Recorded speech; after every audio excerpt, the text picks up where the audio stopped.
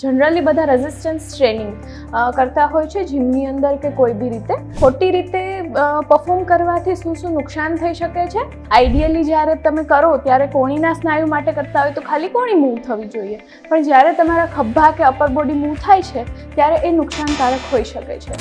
જે એકચ્યુઅલ સ્નાયુઓ આપણા જે મસલ વર્ક કરવા જોઈએ એ નથી થતા અને બીજા સ્નાયુઓનું વર્ક થાય છે, જેના લીધે એમાં પણ દુખાવો વધવાની સંભાવનાઓ છે. હંમેશા આને આવી રીતે પકડી અને તમારા ખભાને શરીરની બાજુમાં રાખવાના છે. ખભાથી કોઈ પણ પ્રકારની એક્શન ના થવી જોઈએ અથવા તો ઉપરનું જે બોડી છે ત્યાંથી આવી રીતે મૂવમેન્ટ થવી ના જોઈએ.